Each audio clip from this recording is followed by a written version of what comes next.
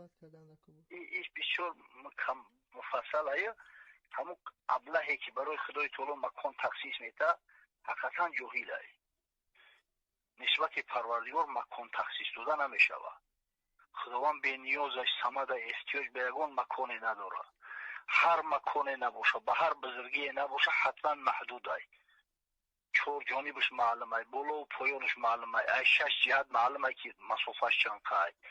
وقتی خدای تعالی را ذات پروردگار همترین محدود به جا میکنه، این خودش نشانه بی عقل.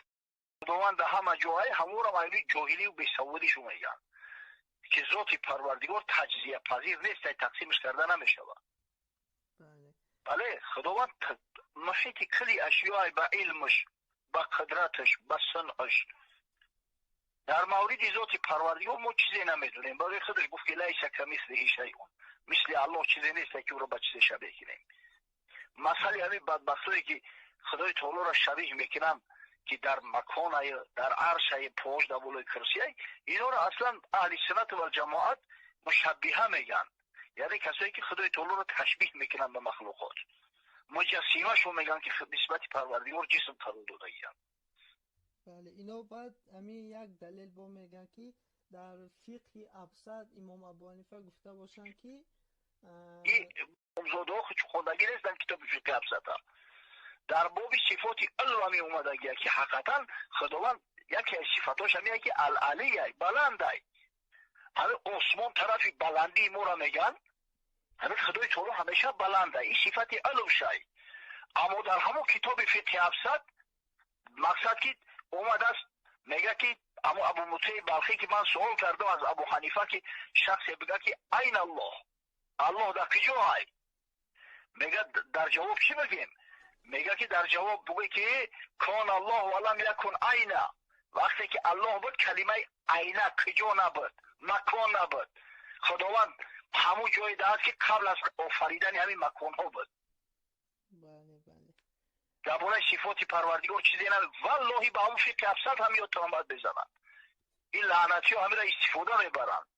او جایی که درباره همون خداوند در آسمانه یا قصه همون ابن مسعود میآید، او جای ذکر صفات پروردگار، صفات علم خدا. خداوند علی بلنده یاخی، بلندی پروردگار اوجا اثبات میکنه. لیکن برای مکان صراحتا در همون فقه ابسط اومده است که کان الله ولم یکن عین، کان الله ولم یکن مکان.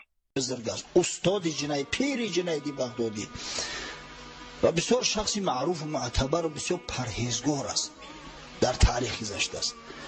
یک کنیزک خریده بود، همین روزانه میدید دویم هم کنیزک چشمش سر. بعد یک شب بر وقتر خیست، همین چکار میکرده باشه، یک دویم چشمش سر خیلی خوب الوی. دید که کنیزک شب خوب نمیکرده است، ذکر خدا میکنه.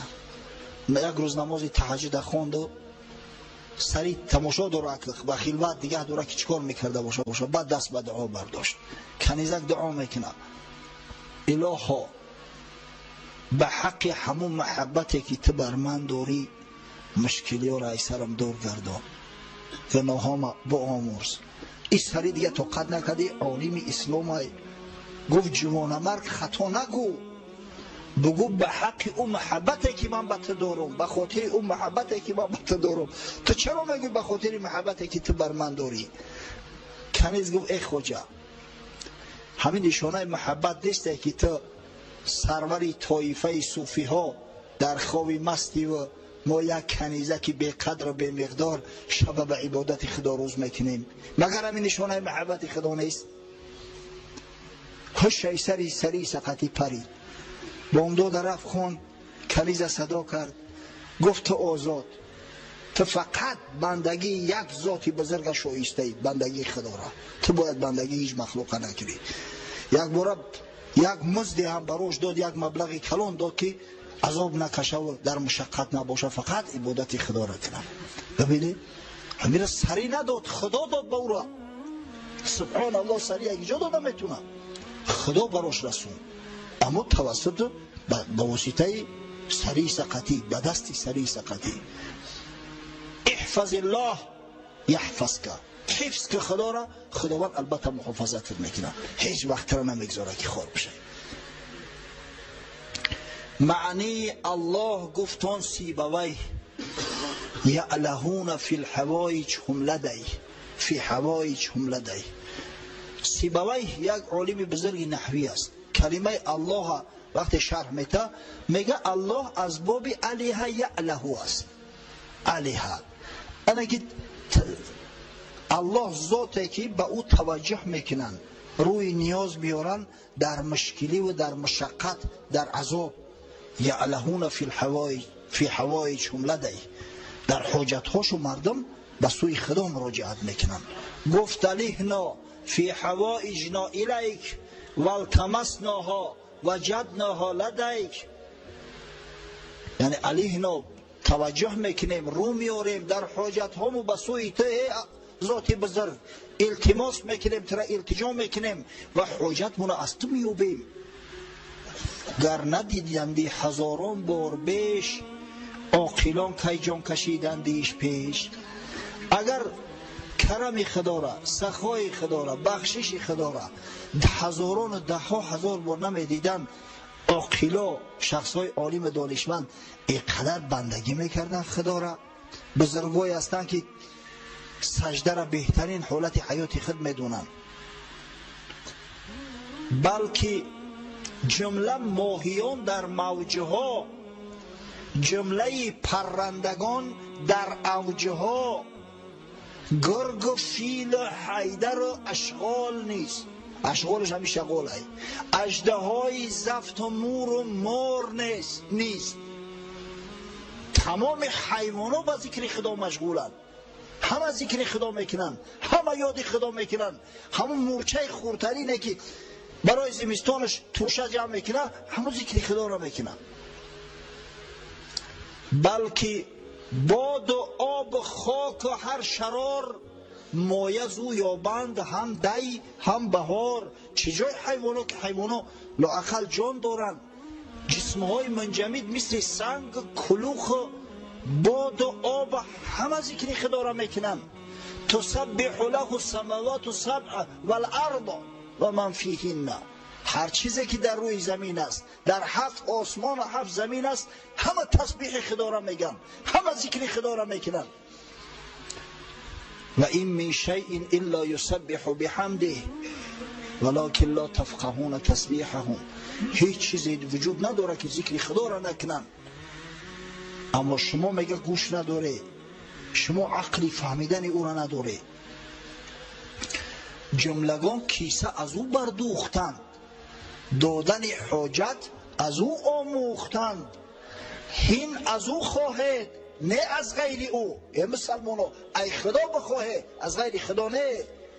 آب در یم جو مجو در خشک جو. آب در حوض طلب میکنی، در جوی خشکیده ای که جو آب میوبی، ور بخواهی از دیگر هم او دیهد، در کف میلش سخا هم او نیهد. از یک کسی دیگر هم که طلب کنی هم خدا میتد. اگر خدا راضی باشه دلی اون مرده که نرم میکنه یکون چید میته و ایلو نمیتد، خوک نمیتوخ، میگه ندارم. آن که بر بی رحمتان رحمت کند، اهل نعمت رو ولی نعمت کند. پس اذا سألت فاسأل الله، وقتی چیزی میخواهی، چیزی میطلبی، از خدا بطلب. و اذا استعنت فاستعن بالله، کمک میخواهی از خدا کمک بخواه، از مخلوق کمک نخواه. این مخلوق کرای او را نداره که از او کمک بخواهی، از خدا کمک بخواه.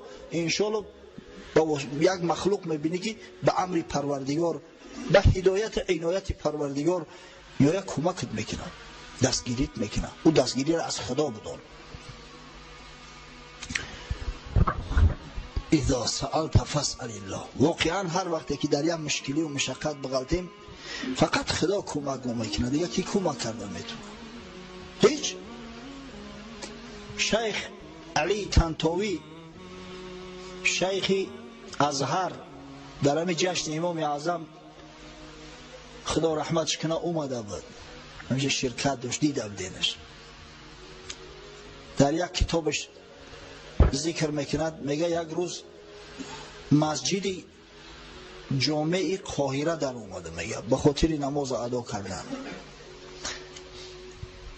حالی وقتی نماز شروع نشده است، یک آدم نماز خونده است، نماز نافله شاید تحیه میخوند، همین نماز خوانی شدید میگه در دلم شک غلطید در اون که آیا همین شخص طریقه نماز خوندن میدونسته باشه یا نه.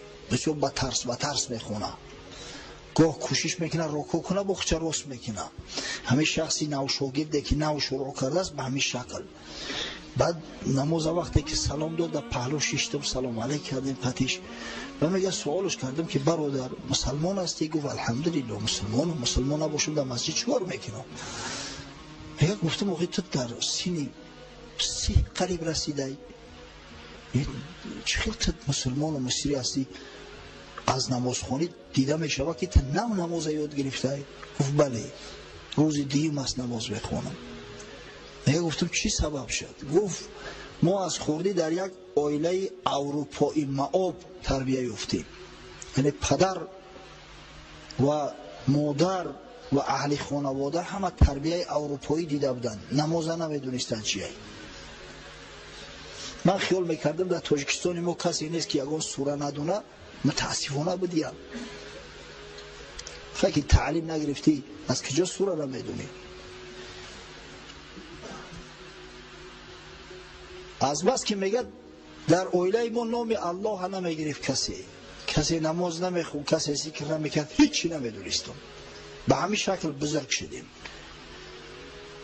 مکتب عالی را در اروپا خواندم، اومدم میگه در قوه‌های حربی مصر به حیث افسر کار میکنم و از دوش ندیسن نیوایسگاه. همین نزدیکی قطعی میگه یک روز از چی میپریم، از چتر پراشوت، قدرت خدای تعالی پراشوت باز نشد. زپسکش هم میکشم، میگه زپسکش در دست میویا کنده شده باز نشد. اگه دیگه دست و دل همه کنده شده است. همین وقت بوری اول در حیات میگه کلمه الله در زبان اومد. یا الله استغیث بک، پروردگار رو به تو پناه میبرم. همیشه سخن میگه گفته بودم که همون زپسنوی پراشوتی که چیزش کنده شده بود کشوده شد. اومدم در زمین زدم، خداوند حفظم کرد، پام اندک لط خورده لیکی الحمدلله سالی ماندم. به خود اندیشه کردم که آخه خاک در سرت برای چی در بالای هوا نگفتی که یا وزیر مدافعه مدد؟ چرا نگفتی ای بوش مدد، ای پدر مدد، ای مادر مدد؟ شخصی که در حیات نام الله نگرفته است، در اون حالت مشکلی نام الله در زبان اومد میگه. حالی دیر نشید است بگه گفتم هیچی نمیدونم. آخی یک همسایه را پرسکو کردم دیروز، همه طریقه نماز خوندن رکوع و سجده را برام تعلیم داد. انا میام مردم من نگاه کرده و به ترس همه یک شخص از پیشم چخیله که نماز میخونه، من هم مثل همون نماز خونده و چیزی که او شبر میکنه ما را هم خیلی شبر کرده نماز خونده استیم. بعد میگه خستم و غشش کردم، از پیشوانش بوسه کردم که الحمدلله انا مسلمان شدی، مسلمان کامل شدی، کل شیء یرجع الی اصلی. الان باید برای ما و شما را همیشه عبرت باشد. میزنیم خدمت پایان، میزنیم بالا، وقتی که معین دقیق دونستیم که میم بریم به الله گو میشیم. اما الله در وقتی سالمیت بگو، الله در وقتی ثروتمندیت بگو، الله در وقتی بگو که کامل هستی، قوت داری، دنیا را دوست می‌داری، محبت به حیات داری، محبت به مال و ثروت داری، تا اینکه پروردگار در وقتی تنگی و مشقت دستگیریت کنه. احفظ الله تجده تجاهک، معناش همیه احفظ الله تجده تجاهک. انا خیلی خدا را باید ما محافظت کنیم. وقتی محافظت کردیم، وقتی در قلبمون مکیبت باشه، انشاءالله در اون صورت از کسی خوفم نداریم، خطرم نداریم. بعضی جوان مردم رو میبینید چنان به تشویش میگردن. چرا؟ زیرا که میگن خدا داریم. من خدا دارم، چی پروا دارم؟ الله همراه من چی پروا دارم؟ امام حسن بصری را نزد حجاج آوردن. حجاج ابن یوسف ظالم. شما حجاج ابن یوسف میدونید نه؟ حضرت عمر ثانی، عمر ابن عبدالعزیز که مسجد ما به نام همین بزرگ گذاشته شده است، گفت اگر هر ملت با فرعونش بیاید، هر ملت با فرعونش یعنی با ظالم ترین پادشاهش، ما همه حجاج مون اگر پیشنهاد کنیم از همه فرعون ها فرعون تره. زیاده از 100,000 آدم کشته است، به بعض روایات 120,000 آدم کشته است. تصور کنید به درجه ظالم صفاک بود که تو با کشتن آدم نمیدیده است، اشتهاش نمی اومده است. پیش از او که طعام چاش بخره عبید کنه می فرموده است یک دو مجرم می آوردن در پیشش گردن می زدین بعد طعامش می خورده است. حسن بصری را صدا کرد. امام حسن بصری یک جوان مردی قامت بلند بسیار زیبا بود است، بسیار صورت زیبا و وقار بزرگ داشت. خیراتش کرد واهمه کرده که میکشمد فلان و بسمدان. امام حسن حتی میجش هم نخورد. گفت گوش کن، بین تو و آدم علیه السلام چند پشت گذشتگی ای؟ از تو تا زمان آدم علیه السلام چقدر آدم گذشته است؟ حجاج گفت بشمار، عددشون خدا میدونم. یا وقتش را سرش داد که ایچی میگه. دیگه در دهشت غلطی دیگران شد. ایچی سوال بود. دیگه نه لام گفته تونست نه میم.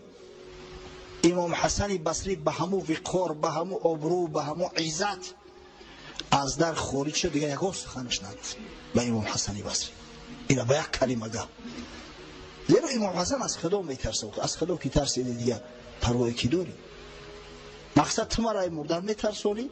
و هم عاقبت میمریم، هممون عاقبت به سوی خدا میریم. مسلمانو از تو تا زمان آدم علیه السلام چقدر شخص گذشته است؟ گفت بشمار. گفت حالی کجا دن؟ تمام دیگه شخص شید حجاج ابن یوسف. انا میگه باید ما و شما هم خدا همیشه در قلب ما باشه، خدا همیشه در زبان ما باشه، همیشه با ذکر به یاد خدا باشیم. انشالله در این صورت خداوند متعال هر کجایی که رفتیم همراهمون است. هر کجایی که هر عملی که دست زدیم انشالله پروردگار دستگیری ما و شما است. متاسفانه حدیث تا آخر شرح داده نتونستم. انشالله هفته آینده از همه جایی که صحبت قطع کردیم صحبت مون دوام میتیم. بعد درباره حدیث های حسن لغیره، این حسنی که ما گفتیم حسن لنفسه، بعد حدیث ضعیف انشاءالله صحبت میکنیم. اگر ما شاید بعضیا گیله کنن که چرا همش یک بار نمیکنیم نمیگوییم، ما راستی تجربه کردیم که بسیاری مردم خواب میبره. اگر صحبت بسیار علمی شوه مردم خواب میبره. برای اون که همه خلق خواب نبره شرح توضیح داده همون مسئله هایی را که بسیار مهم هستند کوشش میکنیم که به شما پیشنهاد کنیم. و آخر دعوانا ان الحمد لله رب العالمین. که خداوند از جميع بلا و آفات نگهبانش باشه و سالم و غانم با آبرو و عزت با سری بلند جیبی پر بازگشتن براش نصیب و روزی گرداند. در حق برادر ما غیرت جان یک برادری محب داریم، دعا میکنیم خداوند سعادت دارین نصیب و روزیش بگرداند. در حق برادر ما عادل جان که خداوند از جميع بلا و آفات نگهبانش باشه و فرزنداش هم مثل خودش محب بزرگ بسازه. در حق برادر ما حاجی عبدالله پروردگار به نامش موافق زندگی کنه همیشه و خداوند فرزنداش هم مثل خودش بزرگ کنه. در حق برادر ما حاجی سفر و دیگر برادرایی که طلب دعا دارن دعا میکنیم که خداوند در این روز شریف که سید الایام است، در این ساعت که ساعت اجابت دعا هاست، خداوند از جميع بلا و آفات نگهبانشو باشد، در کسب و کار و زندگیشو برکات عطا کند، جميع مراد و مقصوداشون حاصل گرداند. پروردگار رو به فرزند و فرزندان صالح عطا کن. خداوند و قرضدارا را از قرض خلاص کن. پروردگار رو و محبوسان آزادی کامل عاجل نصیب روزی گردان. خداوند مستمندان و کسانی را که امروز احتیاج دارند بعضی مشکلات اقتصادی به سرش اومده است، از این مشکلات رها کن. رزق روزی بندگان مؤمن خویش را فراخ و وسع گردان. ارواح گذشته های ما را شاد و مسرور و خوشنود و راضی گردان.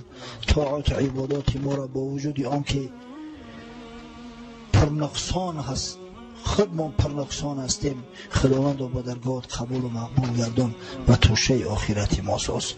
ربنا افتح بیننا و بین قومنا بالحق و انت خیر الفاتحین.